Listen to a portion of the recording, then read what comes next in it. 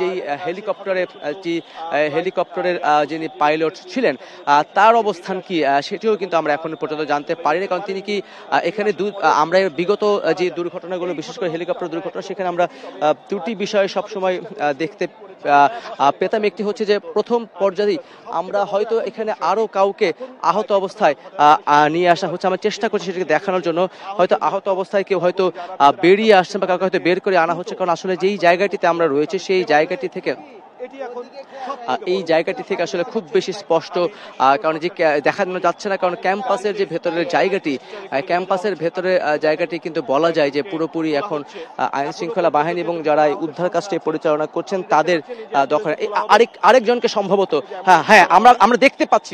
দেখতে পাচ্ছি যে আরেকজন আহতকে এখান থেকে নিয়ে যাওয়া হচ্ছে। এই নিশ্চয়ই দেখতে পাচ্ছেন, একটু যদি একটু জুম করে দেখানো যায় যে আরেকজনকে কিন্তু নিশ্চয়ই দেখতে পাচ্ছেন যে আরেকজনকে তাকে কিন্তু ভেতরে প্রবেশ করানো হচ্ছে। তিনি কি আসলে সেই সময় আহত হয়েছেন, তিনি কোনো শিক্ষার্থী না, কোনো অভিভাবক না, কোনো বাহিরের কেউ, সেই বিষয়টি কিন্তু এখন পর্যন্ত নিশ্চিত করা যাচ্ছে। তবে কিন্তু আহত সেটি কিন্তু মোটামুটি নিশ্চিত, এবং আমরা দেখছি যে স্ট্রেচারটি করে নিয়ে আসা হয়েছিল সেটিকেও কিন্তু আসলে আমরা দেখছি যে সেটি কিন্তু তাকে ওঠানো হলো অ্যাম্বুলেন্স, এবং এখন সেখান থেকেই কিন্তু তাকে হয়তো ঢাকা মেডিকেল কিংবা অন্য কোনো হাসপাতালে নিয়ে যাওয়া হবে। ইতিমধ্যেই এমন অ্যাম্বুলেন্স কিন্তু একাধিক, আমি যেটি আগেই বলছিলাম যে অন্তত 10টি